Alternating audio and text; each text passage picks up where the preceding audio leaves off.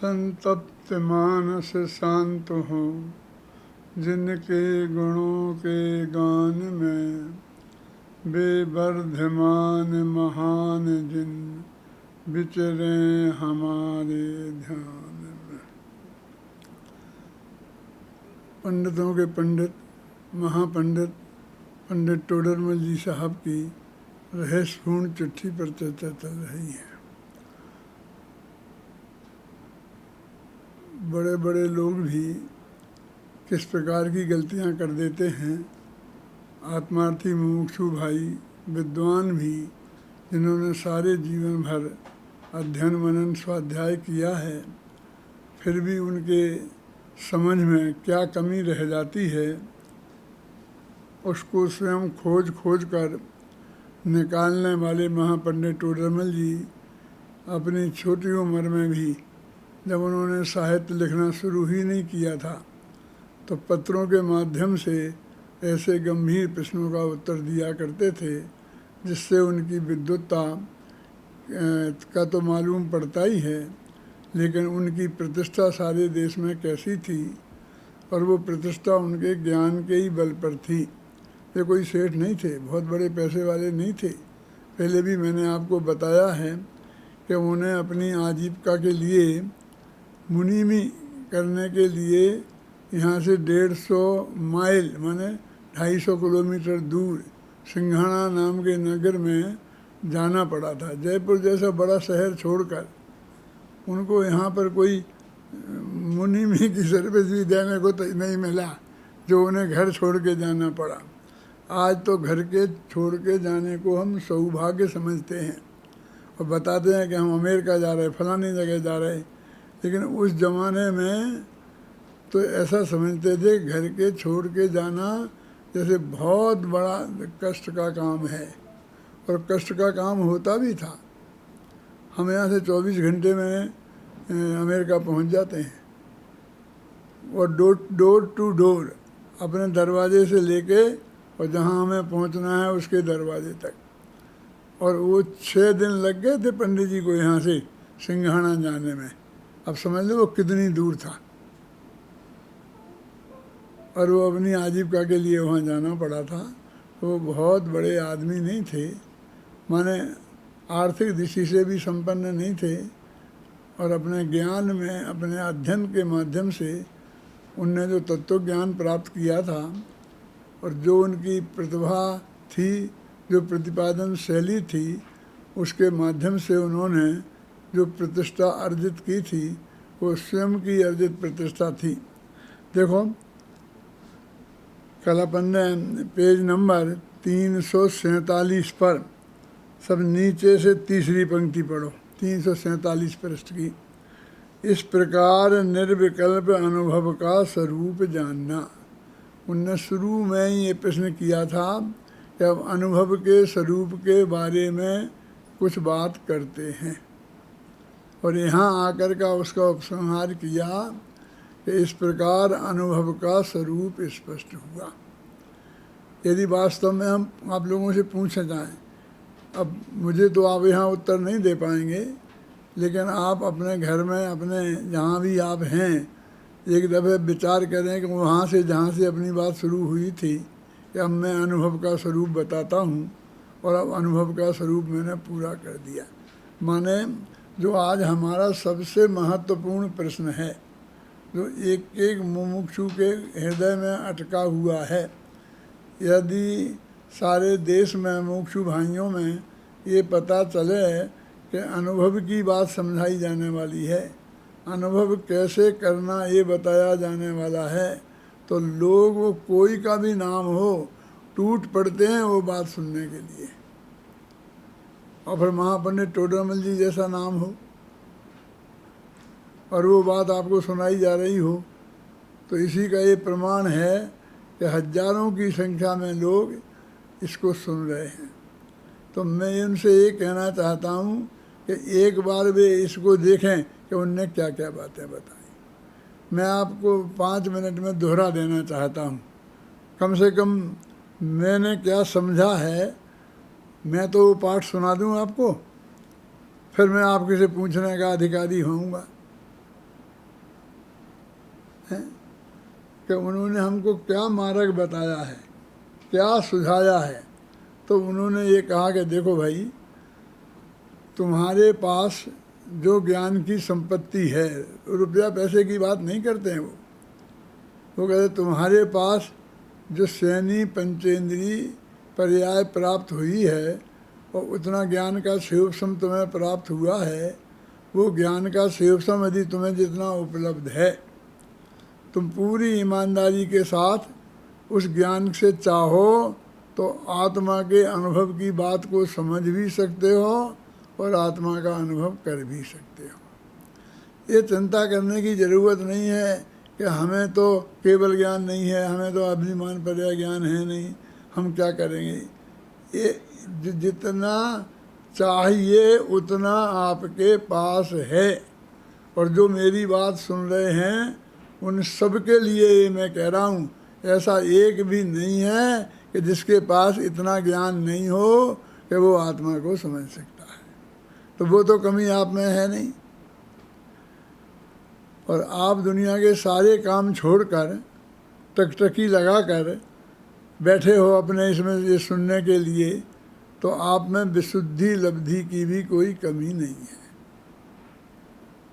है ना। और पंडित टोडरमल जी जैसे महापंडित आपको समझाने वाले मिले, वो तो 250 वर्ष का आप में और उनमें गैप है, इसलिए बीच में पोस्टमैन का काम मैं कर रहा हूँ।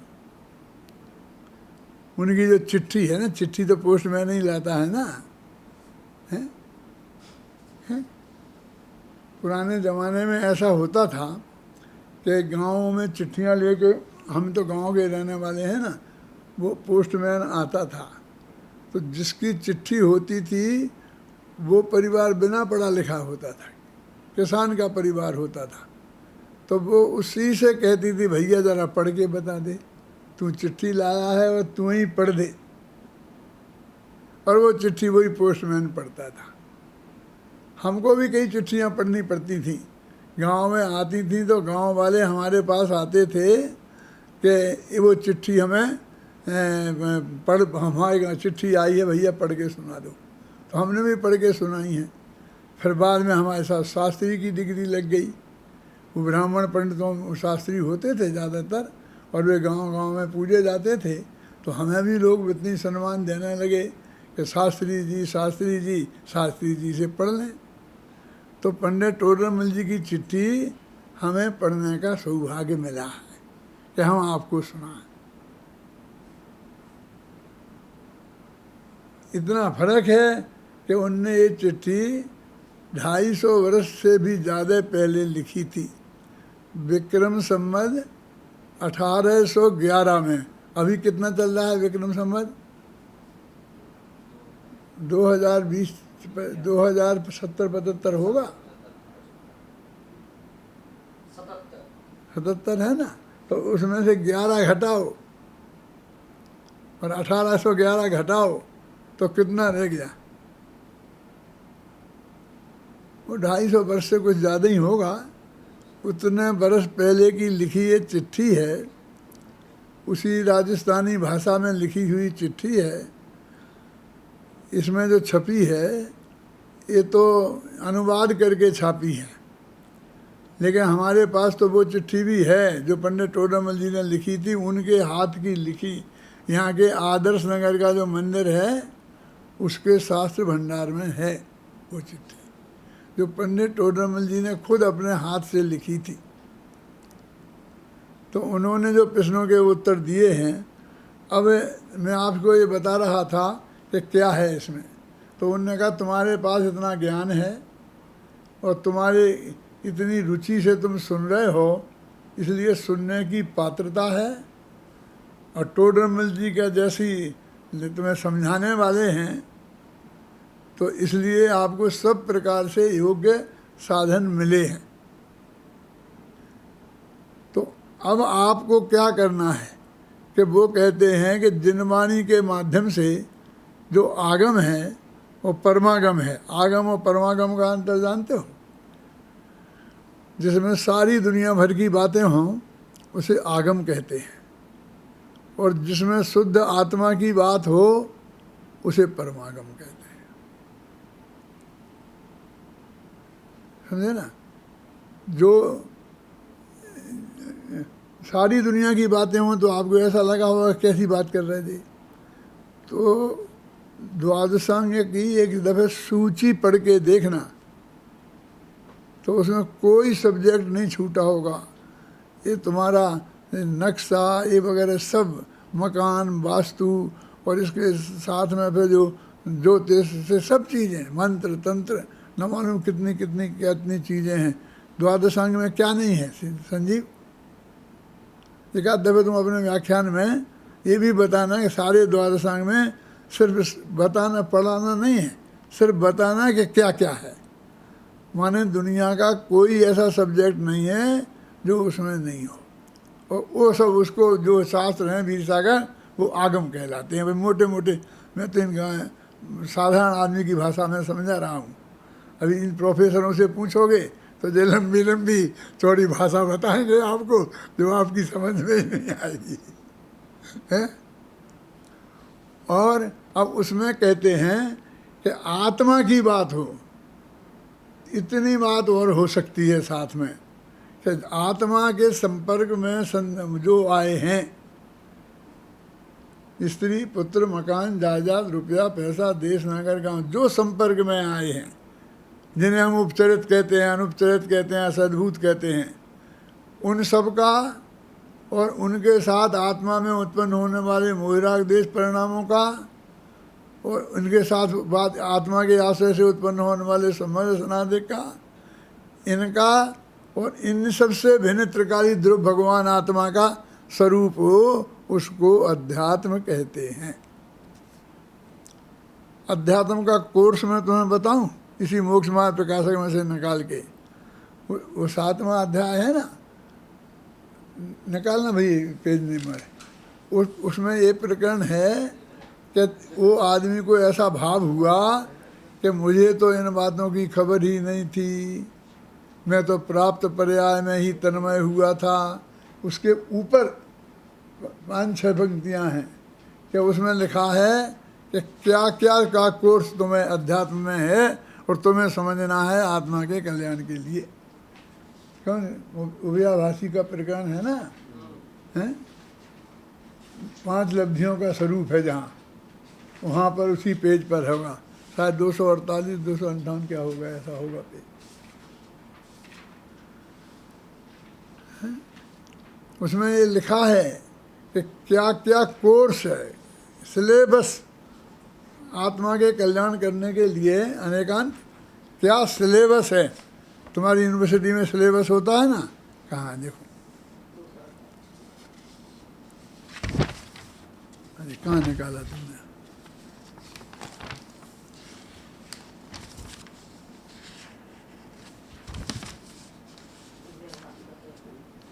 देखो सुनो, पेज नंबर 257, मैंने बोला था 257-58 होगा। इसमें लिखा है कोर्स, कोर्स पढ़ के सुनाता हूँ, 4 लाइन का है अनेकांत।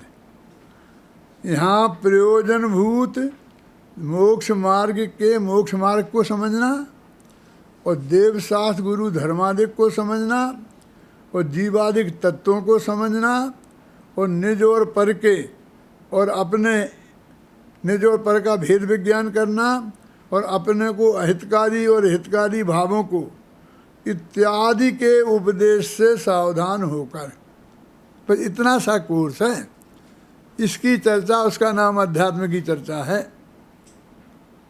जो लोग कहते हैं अकेले आत्मा आत्मा, उनकी बात भी सही नहीं है, और जो ये कहते हैं कि सारी दुनिया के कबाड़ा भर दो, उनकी बात भी नहीं है। इतनी बातें कौन कौन?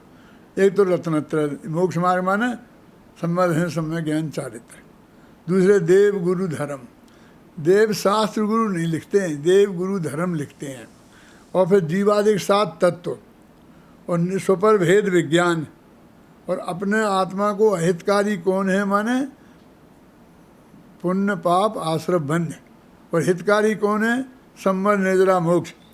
इन भावों के इत्यादि के उपदेश से सावधान होकर, भाई इतनी चीज़ें सुने, इतनी चीज़ें पढ़े, भाई एक कोर्स है बस, खत्म। एक कोर्स 1 घंटे में भी हो सकता है पूरा, और सारी ज़िंदगी भी हम इस कोर्स में लगा सकते हैं। इन दोनों में ऐसा सा रबड़ है, इसको फैला लो और चाहे जितना समेट लो। ख्याल में आया ना? इनको जान कर सबसे पहले क्या रिएक्शन होना चाहिए, पंडित टोडरमल जी ने लिखा। क्या संजीव, वो क्या लिखा? वो भी यही लिखा, देखो कि सबसे पहले ऐसा विचार आना चाहिए कि अहो मुझे तो इन बातों की खबर ही नहीं थी। समझ लेना तुम्हारे लक्षण कुछ ठीक दिखते हैं। यदि हम कहें इनमें क्या है, ये तो हमने बचपन में ही पढ़ लिए थे, ये तो हम सारी दुनिया को पढ़ाते आए हैं, इनमें क्या है? कि गए बेटा तुम काम से, तुम्हारा ये मनुष्य मुफ्त में जाने वाला है। क्या सबसे पहला वाक्य तुम्हारे चित्त में क्या आना चाहिए? पंडित जी, ये पंडित जी ने आपके मन को पढ़ा था, एक मुमुक्षु के मन को पढ़ा था। एक मुमुक्षु को बबलू ये तत्व ज्ञान की बातें जब सुनने को मिलती हैं तो उसको सबसे पहले अहोभाव आता है। अरे ऐसे पंडित तो बहुत देखे, ऐसे लगाते कब गया काम से। बस सवाल उस पंडित की महिमा का नहीं है, वो बात तेरे चित्त को कितनी जमी है। अहो मुझे तो इन बातों की खबर ही नहीं है, ये तो मेरे को बिल्कुल अद्भुत लगती हैं।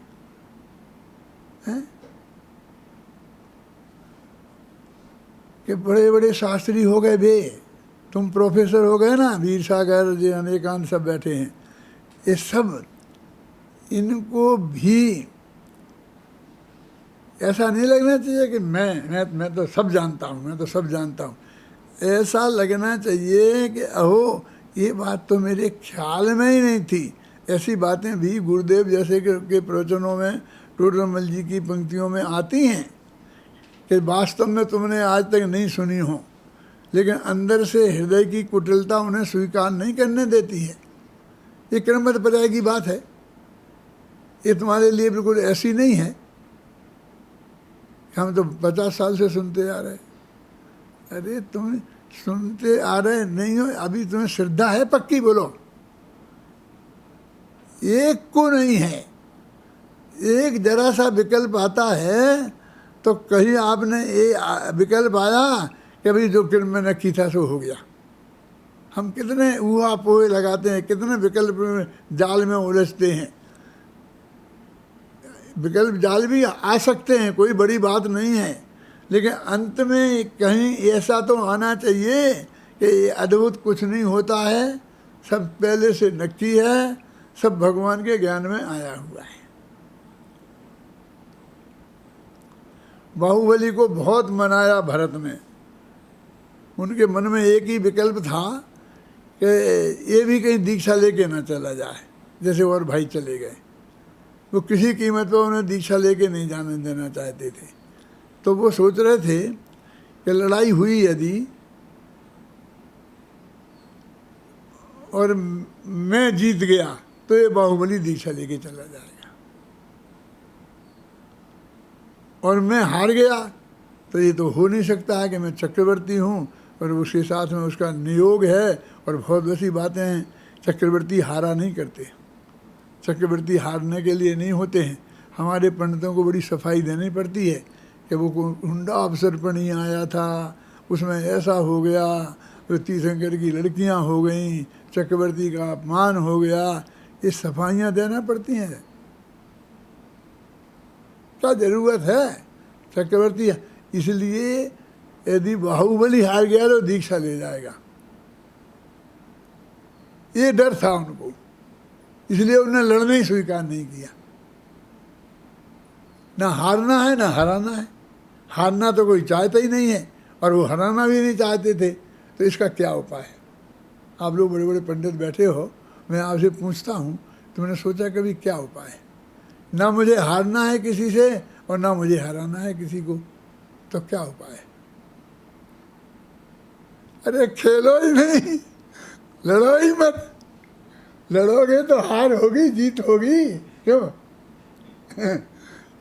यही उपाय है। तो भरत ने यही निर्णय किया कि मुझे लड़ना ही नहीं, क्या हो समझ में आए ना।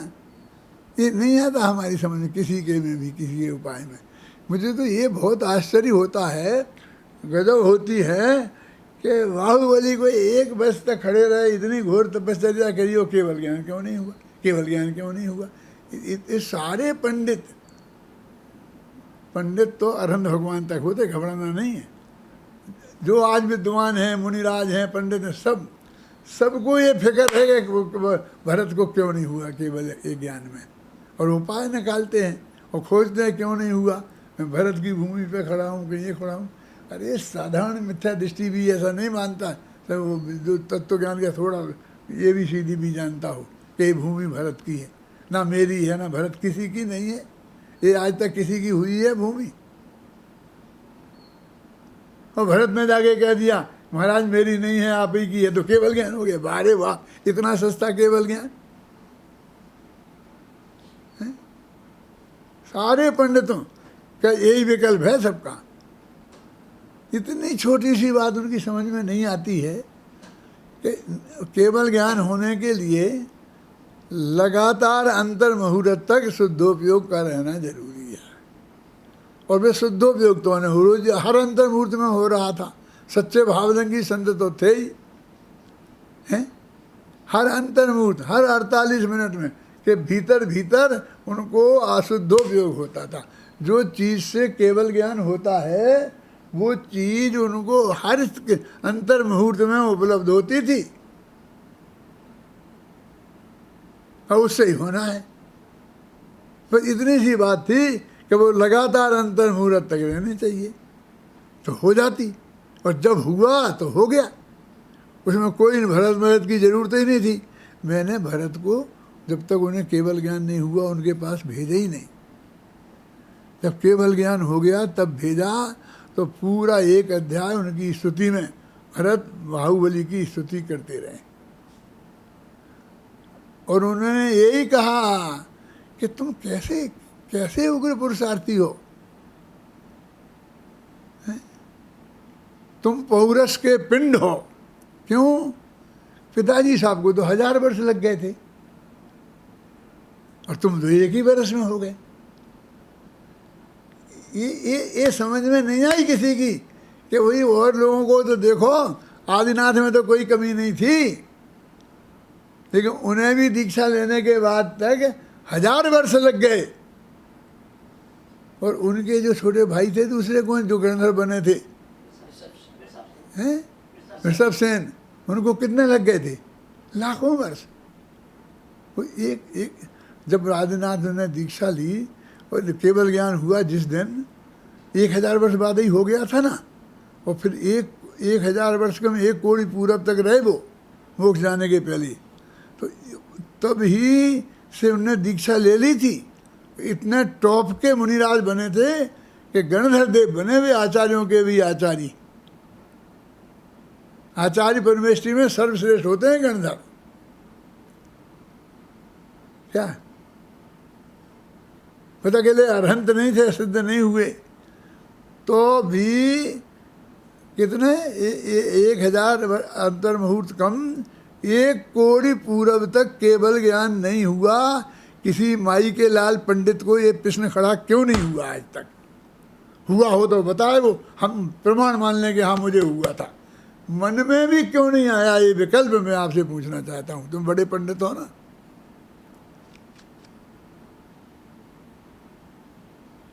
आना चाहिए था ना,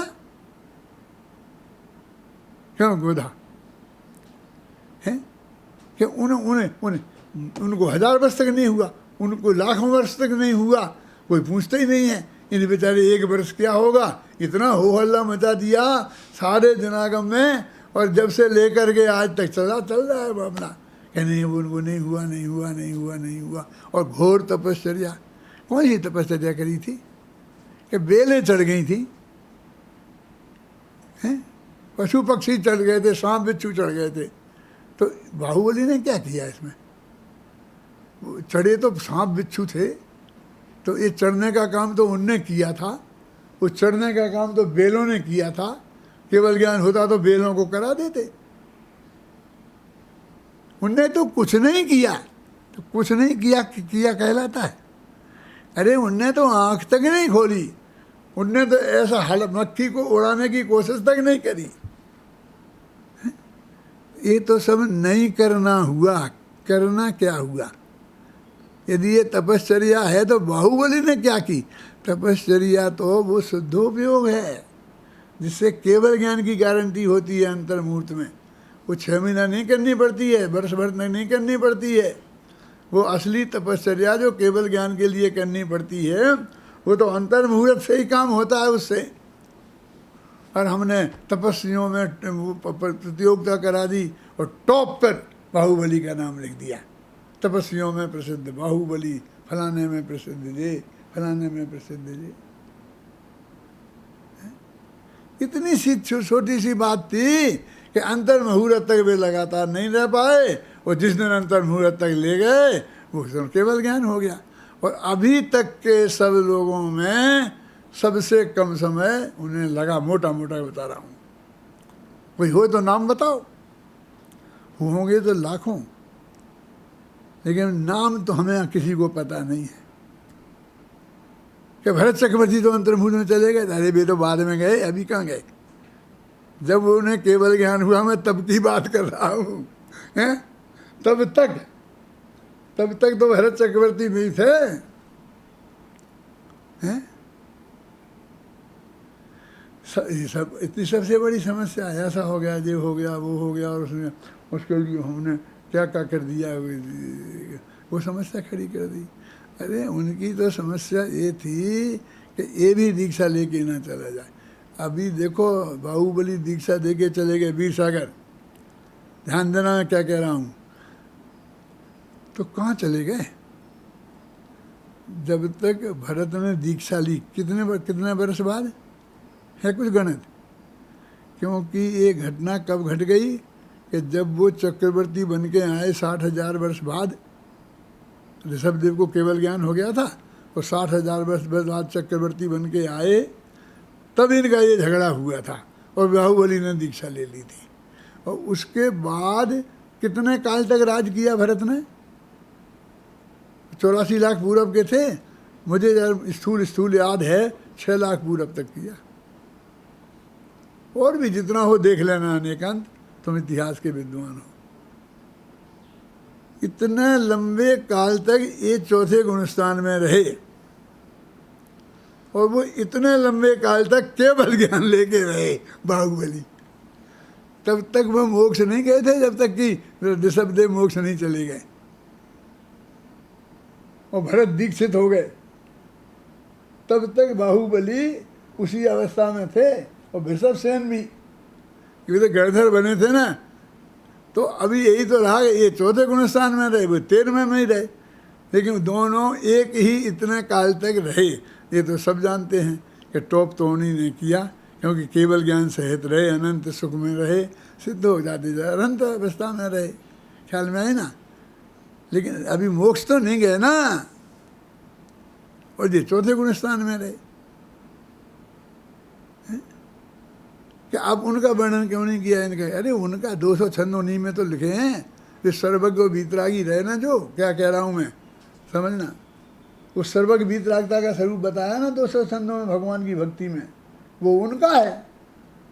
और बाकी के छंद भरत चक्रवर्ती चौथे गुणस्थान में रहे, तो चौथे गुणस्थान वाले में कैसे रहते हैं? श्रद्धा सिद्धों के समान, और जीवन कदाचित अज्ञानियों के समान। 6 खंड की विभूति थी, 6 खंड के मालिक थे, सारी जनता उनकी ही थी। वो सब में दृष्टि होंगे, मिथ्या दृष्टि भी होंगे ना बहुत।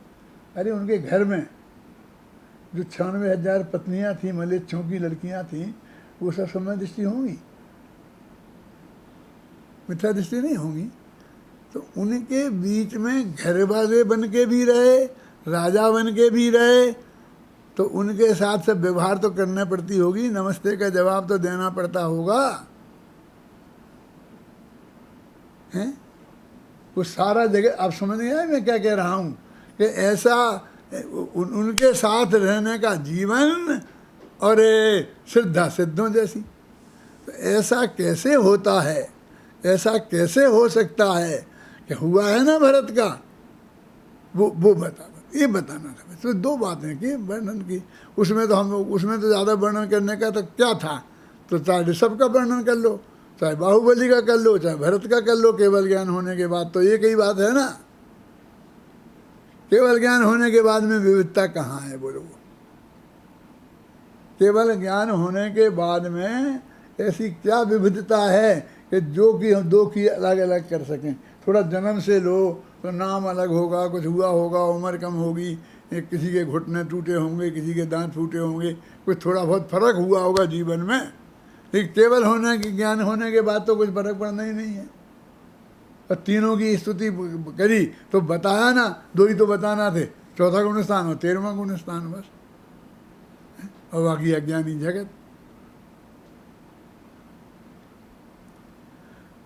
तो वो इसमें क्या लगा, मुझे तो इन बातों की खबर ही नहीं है, मैं भ्रम से भूल कर प्राप्त पर्याय में ही तन्मय हुआ। किसी ने मुझे भुलाया नहीं, चक्कर में नहीं डाला। क्या करें, हम तो इन पंडितों के चक्कर में आ गए, इसलिए फंसे रहे, महाराजों के चक्कर में फंस गए, किसी तुम अपने भ्रम से फंसे रहे, भ्रम से भूल कर प्राप्त पर्याय में ही तन्मय हुआ। पर इस पर्याय की स्थिति तो बहुत थोड़े काल की है, कि लाखों वर्ष थोड़े काल होते हैं, कि वो जो अनंत काल बीता ना अनुबोध में और मोक्ष में बीतेगा, उसके सामने तो बहुत थोड़ा ही काल है। यहाँ मुझे सर्व निमित्त मिले हैं, ये बहुत मार्मिक पद है, क्योंकि और बातें तो वे परमानेंट वाली हैं। अब ये व्यक्तिगत एक एक की है।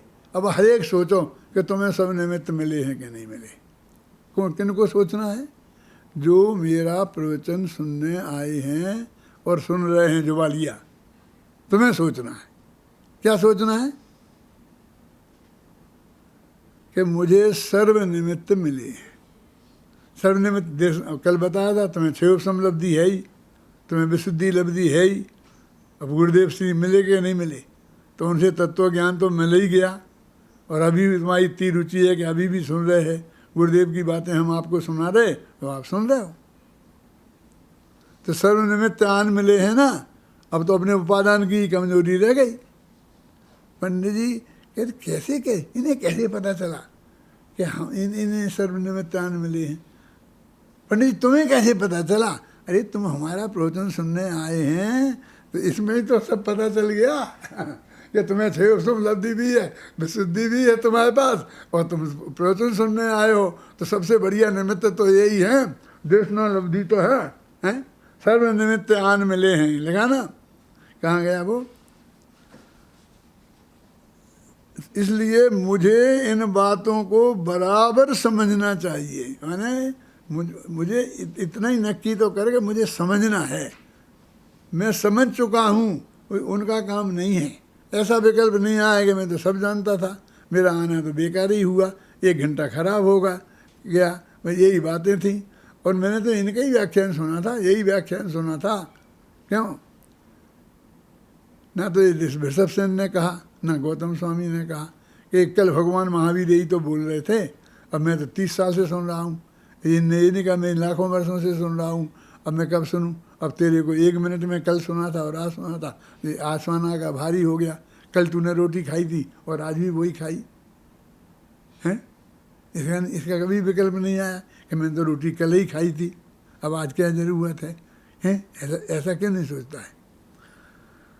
इन बातों के मुझे इन बातों को बराबर समझना चाहिए। माने उसमें से कोई मीन मेख नहीं रह जाए, कोई कमी नहीं रह जाए, क्योंकि इनमें तो मेरा ही प्रयोजन भाषित होता है। समझे ना? इनमें तो मेरा ही प्रयोजन भाषित होता है, ये सबसे महत्वपूर्ण बात है। मैं बहुत दिन पहले सतना में पर्यूषण में गया था। कहाँ? सतना, जानते नीरज जी का गांव है? वो नीरज जी जिन्हें मेरे विरुद्ध भी 200 पेज लिखे थे किताब, और गुरुदेव के विरुद्ध भी लिखे थे। और गुरुदेव के विरुद्ध जो लिखे थे उसमें 40% मेरे विरुद्ध था। तो उनके घर ठहरा था, उनके घर में ठहरा था 10 दिन पर्यूषण में। नीरज जी की, तब भी वे विरोधी थे, उसके पहले भी थे, बाद में भी थे और तब भी थे, लेकिन मैं उन्हीं के घर था, मेरे दोस्त थे, मेरी मित्रता थी उनसे, हैं? तो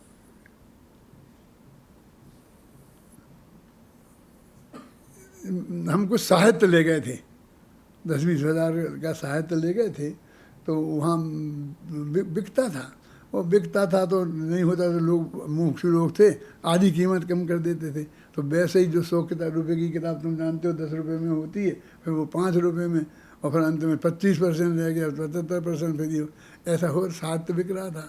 तो उन्होंने कहा कि ये पंडित आया है, ये पैसा लेता नहीं है किराए के अलावा, और क्यों आया है हमें समझ में नहीं आया, ये क्यों आते हैं, क्यों आते हैं।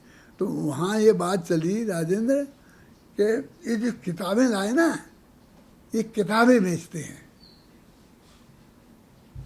ये अपनी किताबें बेचते हैं, इसमें कमाते हैं, क्योंकि वे तो वही रद्दी के भाव बेचते हैं, जो बाजार में रद्दी मिलती है भाव, उस भाव बेचते हैं, उसमें कैसे कमाते होंगे, कैसे कमाते होंगे, फिर ये समझ में नहीं आ रहा, ये बहुत बड़ी समस्या थी। फिर किसी ने कहा कि नहीं नहीं वो उसमें है, उसमें ऐसा होता है, वो दे ये कर देते, उनने उसमें से भी खोज लिया कि मैं क्यों, यानी कोई निस्वार्थ भाव से आपको तत्व की बात बता सकता है, ये किसी की समझ में ही नहीं आती है, हैं? कुछ ना कुछ जरूर है, कुछ ना कुछ, यहाँ इनको सोनगढ़ से मिलता है, उनको फलाने से मिलता है, वो फलां सेठ देता होगा, ख्याल में आई ना। आज तक किसी सेठ की हिम्मत तो पड़ी नहीं कि मेरे से ऐसी बात करे, है ना। मैंने किसी सेठ को घास नहीं डाली, घबराना नहीं।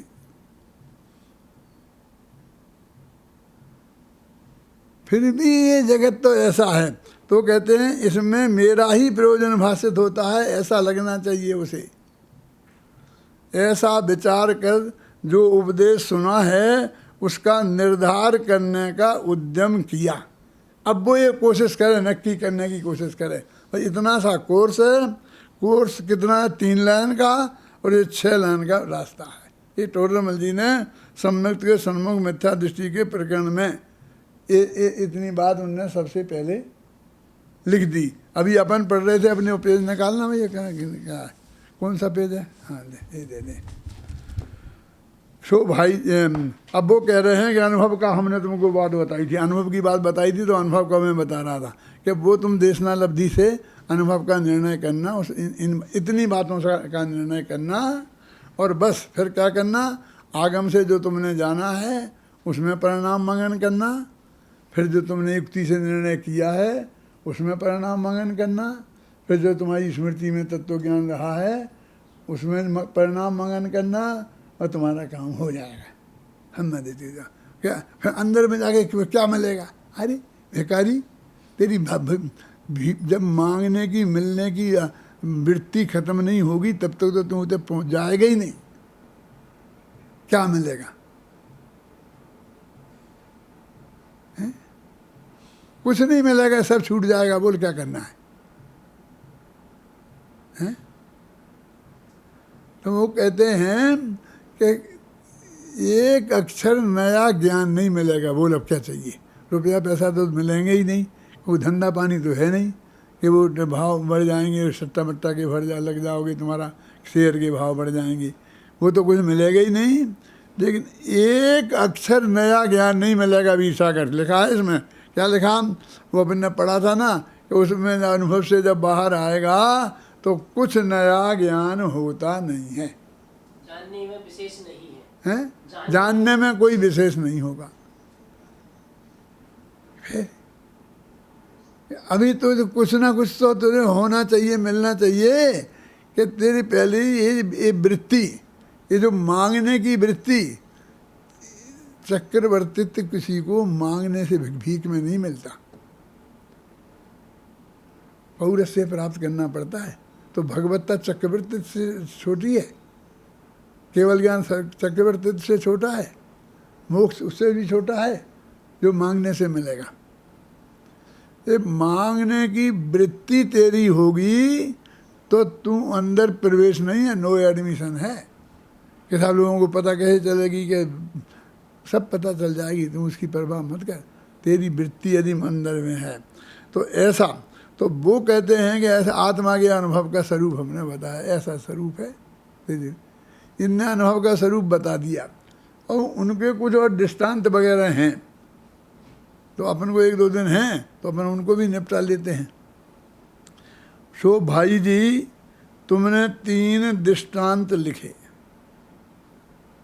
और बाद दृष्टांत में प्रश्न लिखा। सो दृष्टांत तो सर्वांग मिलता नहीं है। अब हमारी एक दिक्कत है कि हमारे पास वो पत्र तो है जो पंडित टोडरमल जी ने उनको लिखा था, लेकिन वो पत्र नहीं है जो उन लोगों ने टोडरमल जी को लिखा था। अब पंडित जी ने इतना तो लिख दिया कि तुमने 3 दृष्टांत लिखे, अब ये 3 दृष्टांत नहीं लिखे। अब कहाँ से लाएं वे 3 दृष्टांत? जो पंडित टोडरमल जी ने जवाब लिखा तो उनमें से ही हमको दृष्टांत का स्वरूप खोजना पड़ेगा, कुछ ऐसा दृष्टांत होगा। और हम तो दृष्टांत को कहानी किस्सों को समझते हैं, उदाहरण देखेंगे नहीं। दृष्टांत क्या, देखो दृष्टांत क्या है, देखो ये लिखते हैं 3 दृष्टांत थे। दृष्टांत है वह एक प्रयोजन को बतलाता है। द्वितीया का चंद्रमा, एक उदाहरण क्या है, उसका नाम क्या है? द्वितीया का चंद्रमा, विधु माने चंद्रमा, दोज का चंद्रमा। दोज का चंद्रमा जानते हो तुम? ये तो मुसलमानों को है, ईद होती है तो उस दिन वे चंद्रमा देखते हैं, उस दिन दोज होती है और दोज का चंद्रमा देखते हैं। वो दोज एक होती सुदी की, एक बदी की। तो जो चंद्रमा बढ़ता जाता है ना तो वो सुदी का होगा ना, पूर्णमासी में बदलेगा। तो दोज का चंद्रमा दिखता नहीं है क्योंकि दिन में रहता है, वो दिन में सूरज के उजेले में दिखता नहीं है। शाम होती है तो बिल्कुल डूबते डूबते रहता है, तो और बिल्कुल पतली सी धार है, ऐसा देखा, बिल्कुल पतली सी धार रहती है जो शंकर भगवान के माथे में लगा रहता है, वो पतली सी धार। तो वो ये मुसलमान लोग वो चंद्रमा का वो देख लेते हैं तब भोजन करते हैं, दिन भर नहीं खाते।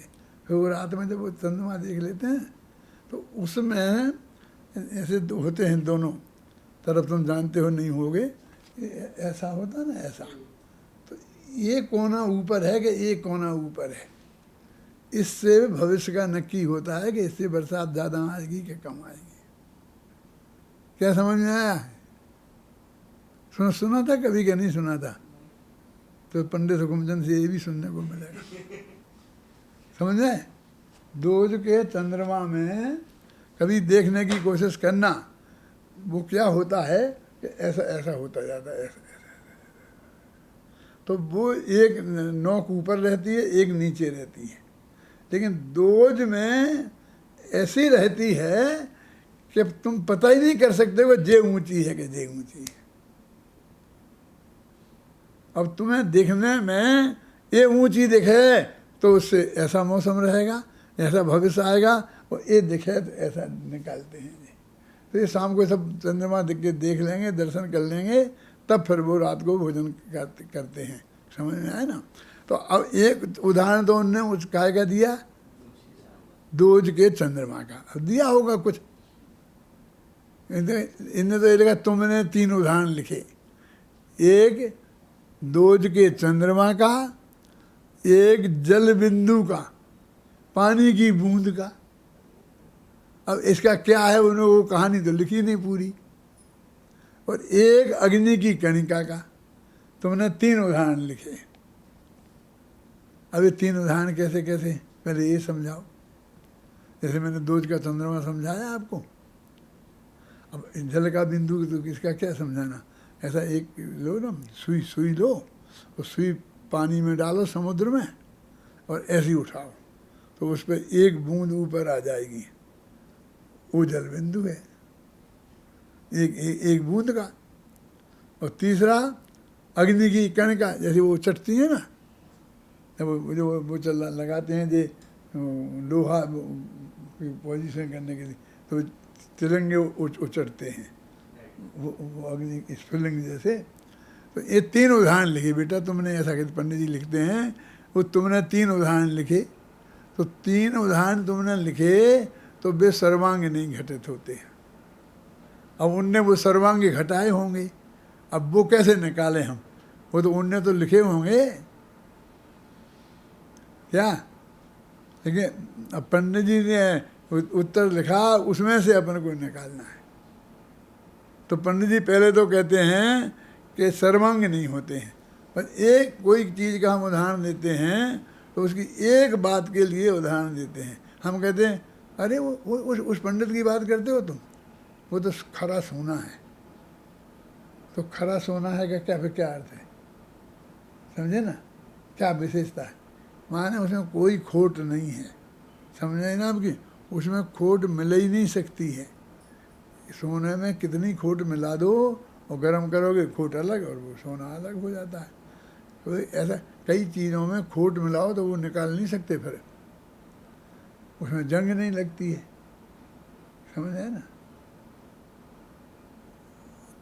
अब और बताऊं, बढ़िया से बढ़िया चीज़ तुम्हारे पास हो, चीज़ हो, पैसा नहीं हो, नोट नहीं हो, अब आज तुम्हें ज़रूरत है सब्जी लाना है, तो एक किताब का क्या करें? कौन खरीदेगा?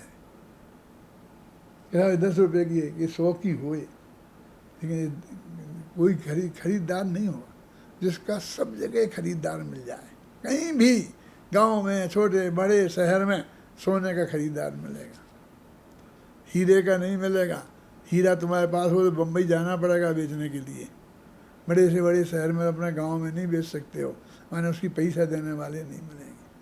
कि जिसकी कीमत हमको कहीं भी उपलब्ध हो जाए उसका नाम संपत्ति है। ये बढ़िया बढ़िया है ना, क्या करें? अब हमारे पास चाय पीना है तो इसका क्या करें हम? चाय की तो नोट होगा तो अब आएगी, उसे बनेगी, ख्याल में आएगा नहीं? तो वो कहते खरा सोना है, तो अकेला वो सब जगह उपलब्ध है, बिक सकता है, उससे कोई भी चीज़ हम प्राप्त हो सकती है। तो इसको हम खरा सोना कहते हैं। चाहे जहाँ बेच लो, हाथ में रखा हुआ बेच लो, मतलब ऐसा नहीं है कभी इसको कोई नौकरी नहीं मिल रही, इसको ये नहीं हो रहा, इसको ये नहीं हो रहा। तो वो कहते हैं उदाहरण तो एक देश होता है। अब तुम सर्वांग, उनने सर्वांग घटित किया होगा। जो उदाहरण तो तुमने 3 उदाहरण दिए, तो पंडित जी कहते हैं उदाहरण तो एक देश होता है। अब वे समझाते हैं पूर्णमासी का चंद्रमा और दोज का चंद्रमा। अब पूर्णमासी का चंद्रमा पूर्ण है और दोज का चंद्रमा सबसे छोटा है और वो सबसे बड़ा है, 2 ले लिए। गुरुदेव का जन्म दोज को हुआ था, तो वो उदाहरण दिया करते थे, बीज उगी 6 तो पूर्णमासी थसेज थसेज थसेज। क्या मतलब समझ में आया कुछ? क्या कि दोज उगी है तो पूर्णमासी होगी गारंटी से, 13 दिन के अंदर हो जाएगी ना। ऐसे ही मुझे को सम्य दर्शन हुआ है किसी को भी, तो बीज उगी है और अब पूर्णमासी माने केवल ज्ञान, तो वो आगे केवल ज्ञान हो गई। लेकिन दोज का जन्म किसका? कौन सी दोज? सुधी की, बदी की नहीं। अब मैं बताऊंगा नहीं किसकी बदी की है किसकी सुधी की है। ये दोज के ही जन्म है, लेकिन समझ में आ गया कि जो सुधी की दोज है वो तो पूर्णमासी में बदलती है, इतना सा चंद्रमा दिखता है, और जो बदी की दोज होती है उसमें इतना बड़ा चंद्रमा दिखता है, समझ गया ना। लेकिन वो अमावस में जाके बदलता है, वो उतने से घटता जाता घटता जाता घट जाता है और अमावस में बदल जाता है, और वो बढ़ते बढ़ते जाके पूर्णमासी में बदलता है। तो उन्हें पूर्णमासी और क्या कहा था? जल बिंदु। तो जल बिंदु का क्या मतलब है? यहाँ जल की बिंदु और महासमुद्र, यानी सबसे ज़्यादा पानी का दरिया और एक पूर्ण पानी की बूंद, और अग्नि की कणिका लिखा ना, अग्नि की कणिका और अग्नि का कुंड, वो सर्वांश है, अग्नि का कुंड और कणिका है, वो एक देश है? अब वही जो सम्यक दर्शन उगेगा तो वो केवल ज्ञान के रूप में, वो कोई इस तरह से प्रश्न आया होगा। उसी प्रकार अब पंडित जी जवाब दे रहे हैं। चौथे गुण स्थान में आत्मा के ज्ञानादि गुण एक देश प्रकट हुए हैं, माने वो जल के में बिंदु के समान हैं, वो सूरज की कणिका के समान हैं। वो बना काय की कणिका थी भैया? अग्नि की कणिका। अग्नि की कणिका, और एक और थी ना शुरू में, द्वितीया का चंद्रमा, है ना। और 13वें गुण स्थान में आत्मा के ज्ञानादि गुण सर्वथा प्रकट होते हैं। तभी सूरज के समान है, अग्नि कुंड के समान है, समुद्र के समान है। और जैसे दृष्टांतों की एक जाति है, वैसे ही जितने गुण अवृत सम्यक दृष्टि के प्रकट हुए हैं, उनकी वो 13वें गुण स्थान में जो गुण प्रकट होते हैं, उनकी एक जाति है। ख्याल में है ना? चौथे गुण स्थान में जो धर्म आत्मा हमारे जानने में आया है, और 13वें गुण स्थान में जो जानने में आएगा, वो ही आत्मा है। और एकदम बहुत कम जानने में आया है, कितना कम से कम ज्ञान होता है ना उसको भी, और उसको सम्यक दर्शन हो जाता है। तो उन सब की एक जाति है वो। इस तरह का कोई प्रश्न होगा जिसका जवाब पंडित जी ये दे रहे हैं। 13वें गुण स्थान में आत्मा के ज्ञानादि गुण सर्वथा प्रकट होते हैं, और जैसे दृष्टांतों की एक जाति है, वैसे ही जितने गुण अवरस सम्यक दृष्टि के प्रकट हुए हैं, उनकी और 13वें गुण स्थान में जो गुण प्रकट होते हैं, उनकी एक जाति है।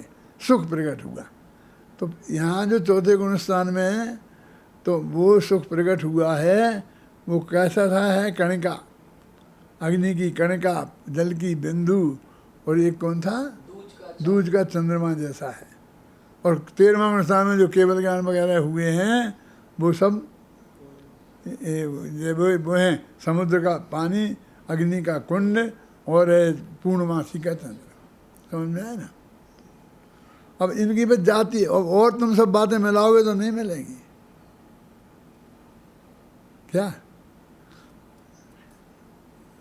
कि ये सुख जो है, इतनी दुनिया भर के विषय कसाय का सुख है दुनिया में, लेकिन वो उस मोक्ष की जाति का नहीं है। और चौथे गुण स्थान में जो अतीन्द्रिय आनंद की कणिका जगी है, वो उस मोक्ष की जाति की है ना। उनकी तो एक जाति है वहाँ। तो अब तुमने प्रश्न लिखा, अब वो कहते हैं ये तो उनने वो परिस्थिति बताई है जिसमें वे प्रश्न बनते हैं। वहाँ तुमने प्रश्न लिखा कि एक जाति है, तो जिस प्रकार केवली के सर्वज्ञों का प्रत्यक्ष जानते हैं, उसी प्रकार चौथे गुण स्थान वाला आत्मा को प्रत्यक्ष जानता होगा। अब समझो कौन सा प्रश्न था वो चल रहा था ना, कि आत्मा का अनुभव प्रत्यक्ष होता है कि परोक्ष। इतनी बात करी तो तुम्हें ख्याल आई थी, वो तो बात पहले हो गई ना। तो इसलिए वो जब उसी जाति की एक है, तो उनकी भी प्रत्यक्ष जाति का, इनका भी प्रत्यक्ष जाति का होगा। तो वो कहते हैं ऐसा एक नहीं है। क्या? सर्व केवली के प्रत्यक्ष, ऐसा प्रत्यक्ष नहीं होता है। तो देखो भाई जी, प्रत्यक्षता की अपेक्षा एक जाति नहीं है। समझ में आया कि नहीं? सम्यक ज्ञान की अपेक्षा एक जाति, कि इनका ज्ञान भी सम्यक है और उनका ज्ञान भी सम्यक है। सम्यक ज्ञान की अपेक्षा एक जाति है। ख्याल में आई ना? चौथे गुणस्थान वाले के मति सिद्ध रूप सम्यक ज्ञान है, और 13वें गुणस्थान वाले के केवल ज्ञान रूप सम्यक ज्ञान है। लेकिन अंतर तो है, उनके मति सिद्ध ज्ञान है, इनके केवल ज्ञान है। अंतर भी है, लेकिन वो जाति एक, माने सम्यक ज्ञान पने की जाति एक है। तथा एक देश सर्वदेश का अंतर तो इतना ही है कि मति सिद्ध ज्ञान वाला अमूर्तिक वस्तु को प्रत्यक्ष अप्रत्यक्ष और मूर्तिक वस्तु को प्रत्यक्ष व अप्रत्यक्ष किंचित क्रम से जानता है, और सर्वथा सर्व वस्तु को केवल ज्ञान युगपत जानता है। वह परोक्ष जानता है, यह प्रत्यक्ष जानता है। अब जाति ये कैसे होगी? फिर अलग अलग होगी ना, प्रत्यक्ष परोक्ष। तो कहते जाति जानने की अपेक्षा एक है। चाहे प्रत्यक्ष जाने या परोक्ष जाने, जानता है ना, तो जानने की अपेक्षा जाती है तो अपनी होती।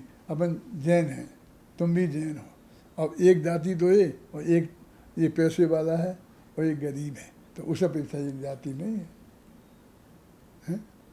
जब जैनियों की प्रश्न आएगा और मंदिर में कोई मीटिंग होगी सारी समाज की, तो सब बराबरी की हैसियत से बैठेंगे, ख्याल में आई ना।